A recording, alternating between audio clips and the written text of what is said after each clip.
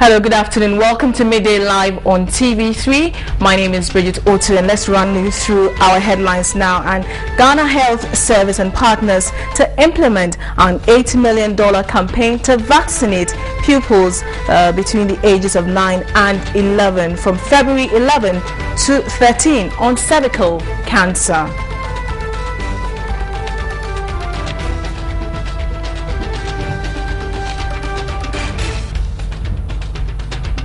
And on the international front, the release of $4 million promised by Nigeria's president 7 months ago to clean up villages contaminated by lead has been welcomed by campaigners.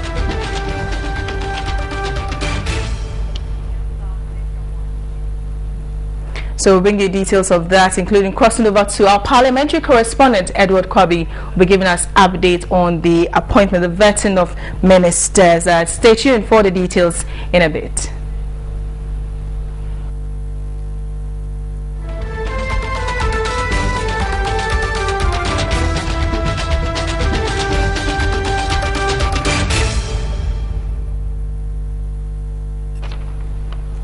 Right, welcome back to Midday Live on TV3. Now, quite recently, Accra was rated as the 4th place in the world to visit in 2013. Now, what made Accra stand out for the New York Times, which is the U.S.'s one of most influential newspapers in the world? Now, I'll bring you a report of that.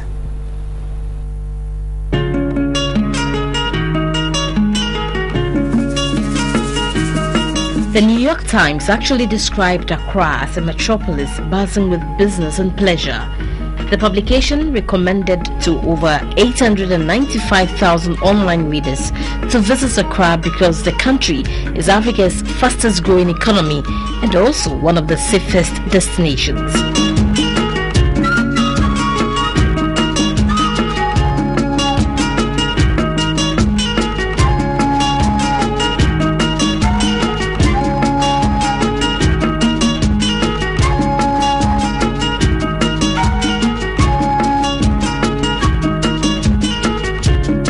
It's just a wonderful country because of the sunshine, and the people are very hospitable. I just also really like the fruits, the coconuts, the mangoes, the pineapples that they can just chop for you right down on the street. It's only 1 CD or 2 CDs.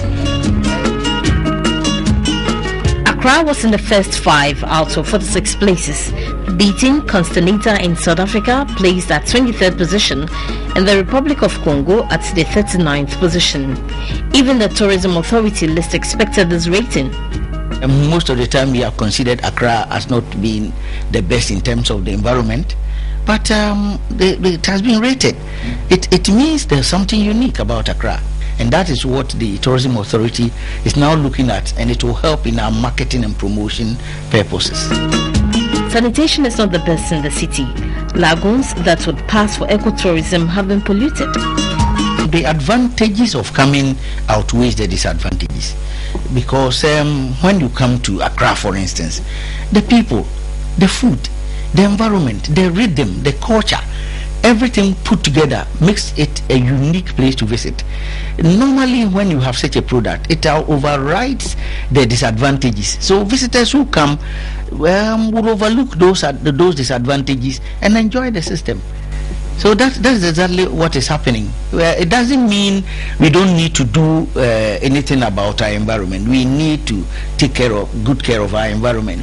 The Tourism Authority projects a 20% increase in the number of tourists visiting the country in 2013, likewise foreign exchange earnings. But to love and live Accra, the Millennium City must be rid of filth and negative, which seems like the only indictment on the city's credentials.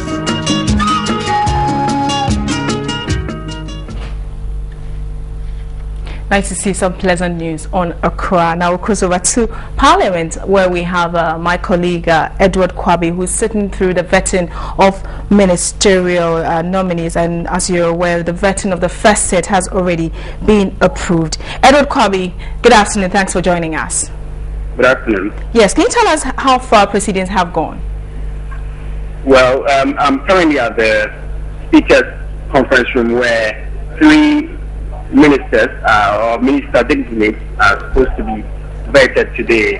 Actually, few minutes past 10 actually, Honorable Akwasi Opon-Fosu, who is the Minister Designate for Local Government and Rural Development, walked in and he took his oath.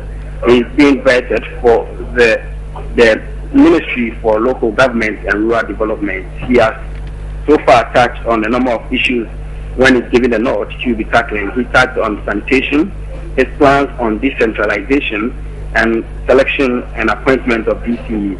That was an interesting aspect of his debate or his writing, where he did indicate that when he's given the nod, he will still go or choose the appointment of DCE. He doesn't subscribe to the fact that they elect, but then they will appoint them. Then the president will appoint 5 nominees. Then they'll be thrown down to 3, where election of DCEs will take place. So that is what is currently ongoing. He's still with the vetting or the appointment committee of parliament.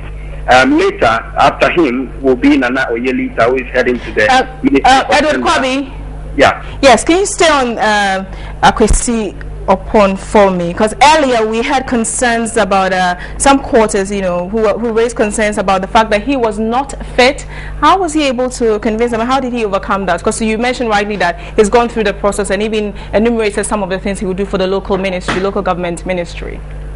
Yes, he did indicate that he's been working at the local government sector for some time, and his experience or his wealth of experience is enormous, and he thinks that his competencies should not be doubted by any member on the appointment committee. And he did prove that he's been somebody who has been studying the local government and rural development ministry for some time. He's been working with them, and he's been a consultant all this year. So he believes that his competency shouldn't be doubted. So he thinks that he's the right man for the job.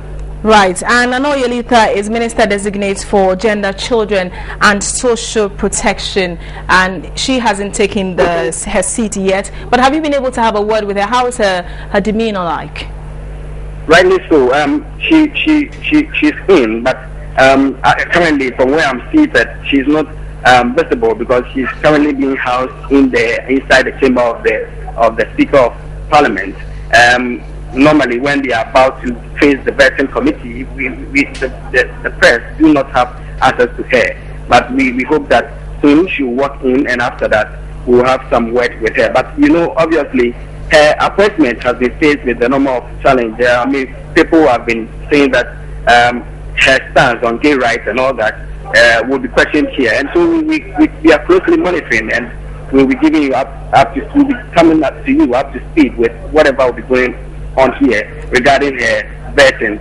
The last nominee for the day, or the last minister who will be vetted for the day, will be the Minister for Communications, Dr. Omane Boamah, who is built to appear somewhere around 2 p.m. So we'll be monitoring closely and giving you the update. Very well. Thank you very much, Edward Kwabi. And that was my colleague, Edward Kwabi, who is sitting through the vetting of ministers designate. That's Akwasi Opon-Fosu for Minister Designate for Local Government and Rural Development, who is currently going through proceedings. And Nana Oyelita, Minister Designate for Gender, Children and Social Protection. And later on, they will have Minister Communication, Dr. Omane Boamah. We'll move on to other stories now. And as many pipes run dry in several homes, it brings to mind the countless number of times treated water has gone waste from burst pipes. The Ghana Urban Water Company says it is relying on individuals to call their toll-free lines to report such cases.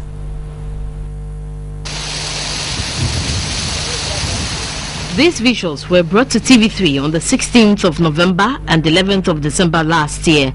As to how it happens, it's not known, but then day in, day out, several liters of potable water are being misused in homes or offices, and the likelihood that it will be reported is very slim. However, assessing the extent of potable water going waste is difficult, according to the Ghana Urban Water Company. It will be difficult for us to assess wastage because, for instance, if you come to my home, I'm metered. Okay, so if I use water in my home, or if I waste water in my home, it will still go through my meter and I'll have to pay for it. But what we are saying is that despite the fact that we are capable of paying for the water that you use or you waste, okay, I think it is more important for your colleague or for your brother to have the water to drink other than your grass. And is there any mechanism at all to monitor burst pipes? Yes, we have, but it is not. For instance, like using technological means in assessing. Okay, but what we have done is to establish a very good call center, so that citizens may only have to spend their time to call and to report, not your money, because it's a toll-free line. So it is just your time and just the small energy for you to pick up your phone and make a call that there's a leakage, there's a burst there, and that we should attend to it, and then you give us the location, and that is best immediately. 1,572 out of 1,958 women diagnosed with cervical cancer die in Ghana annually. Now, while women and girls aged between 25 and 64 are at risk, care facilities and treatment are quite expensive. Now, meanwhile, from February 11 to 13, the Ghana Health Service and partners will implement an $8 million campaign to vaccinate pupils between the ages of 9 and 11. Cervical cancer is the second most common cancer in women worldwide, accounting for about 80% of all cancers. 99% of cervical cancers are caused by the sexually transmitted infection, human papilloma virus.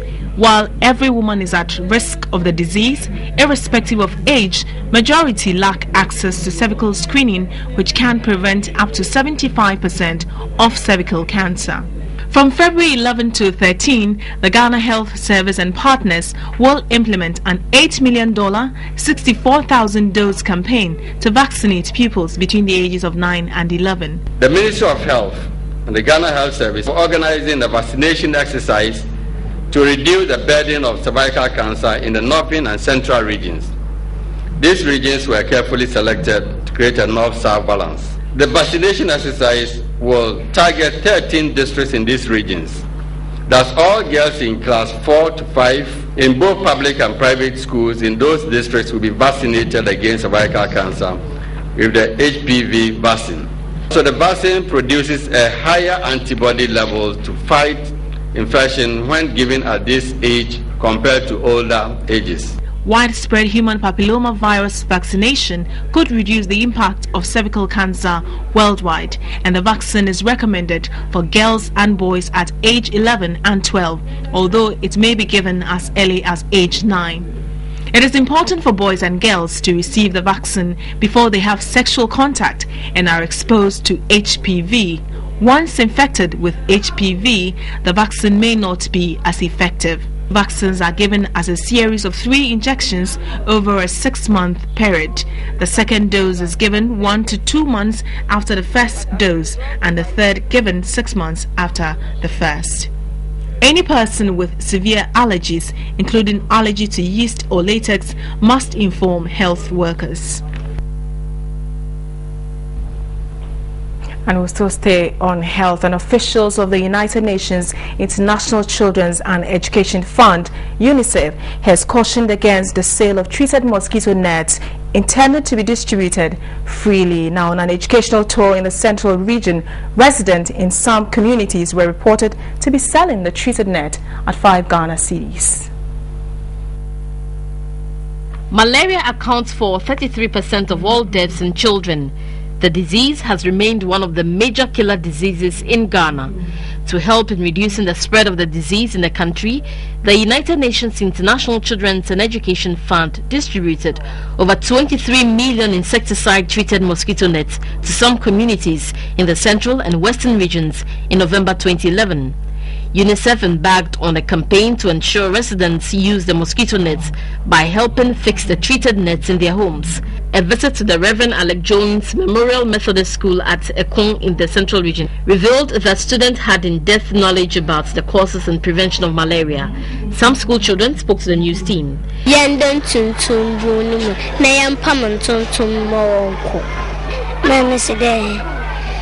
Mosquito net na that's they say baby tea. Mamba ponke. The assemblyman of the Asinge Kunyinafo area, SK Kwanzaa, stated some residents had not received the mosquito nets. He added some residents also sold their nets to people at a rate of 5 cedis. Most of them also, when they are being affected by that malaria disease, instead of them to go to clinic, I mean, they attribute it to something like a what's called racecraft. Instead of them to go to hospital, they don't go. So I have to go and educate them. Well, do you know that some men have developed pot bellies without knowing its causes and the effect it has on them? Now, Catherine Oseusu has been finding out what pot belly is and its remedies for its victims. Pot belly, also known as beer belly or truncal obesity, is a collection of fats around the abdominal area. Health officials say taking in more fats or calories is one major cause of developing pot belly. The abnormal condition is attributed to unhealthy habits by its victims. According to a medical expert, Dr. Promise Sefoga, pot belly can be caused by many factors. It's a common problem among people after 40 years of age. There are so many factors that contribute to that. One of them is the socio-cultural practices. You know, culturally, we tend to admire people with pot belly, thinking that it's a sign of affluence, or it means they are satisfied in life or doing well, or they are rich. And so people see it as something which is admirable and so would want it. And casually friends comment as if they are congratulating you for having pot belly. However, it is common to see young men these days with pot bellies who probably do nothing about it. But it is just mere ignorance. So how about women developing pot belly? It's the wrong thing if they do less or no exercise, and if they attain unnecessarily sedentary lifestyle and drink the wrong things and eat all the wrong things. Some women spoke about men with pot belly. Men do normally say that women with pot belly don't look attractive. The same way we see men who have got pot belly.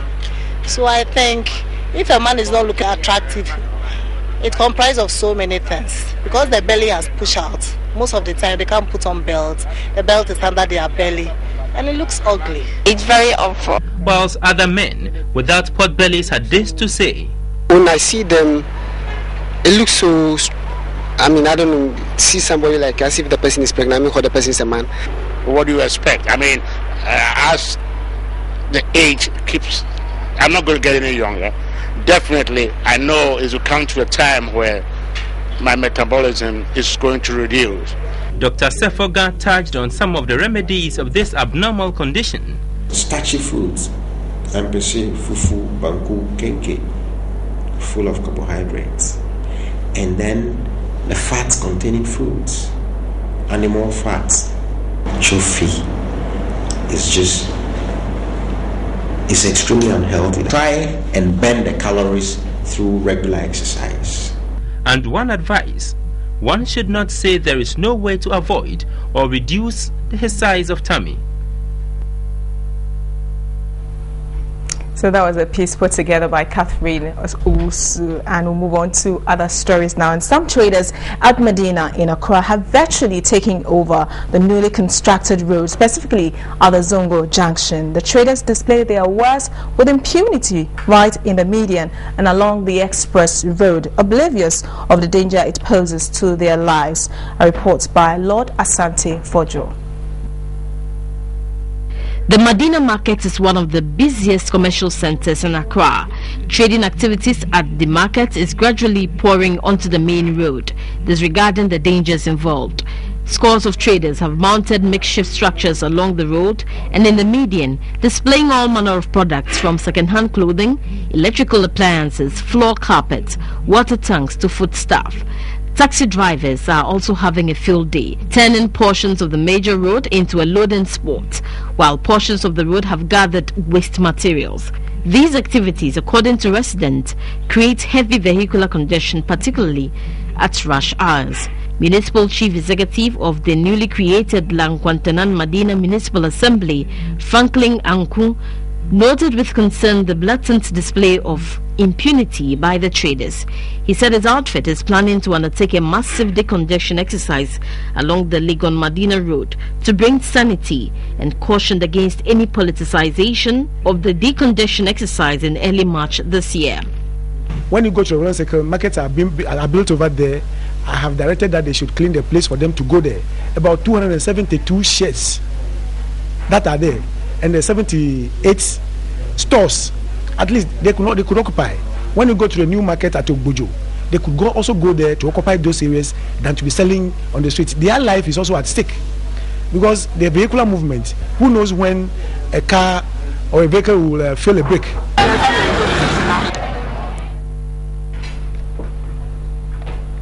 Right, and despite several calls on pedestrians to desist from indiscriminately crossing the N1 highway, the situation still persists. Portions of the median railing have been removed by miscreants, making it easier for pedestrians to cross, risking their lives in the process.